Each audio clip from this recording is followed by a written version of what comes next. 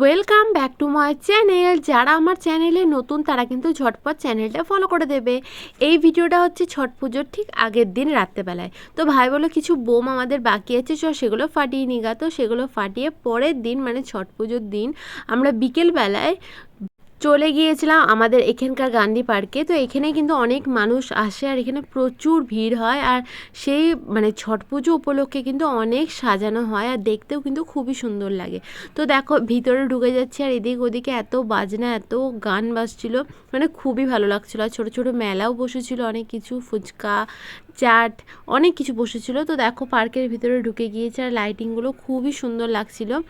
আর এই লাইটটাও কিন্তু আমার বেশি সুন্দর লেগেছে, গাছটা।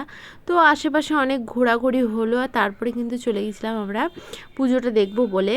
তো আশেপাশে এত ভিড় মানে কি বলবো, প্রচুর ভিড়।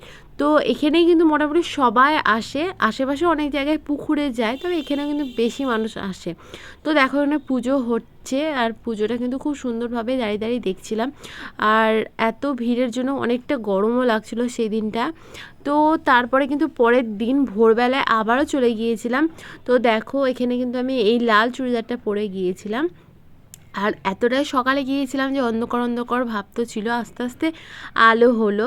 তো এই লাইটটা কত সুন্দর লাগছে দেখো। তো এই দেখো এটা হচ্ছে ভোরের, তো খুবই সুন্দর লাগছিল জায়গাটা। আর এখানে কিন্তু সিঁদুর টিঁদুর লাগিয়ে দিচ্ছিলো আর খুবই সুন্দর লাগছিল।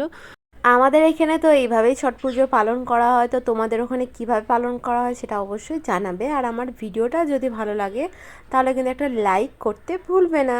তো আজকের মতন এতটাই, দেখা হচ্ছে পরের ভিডিওতে। Bye bye.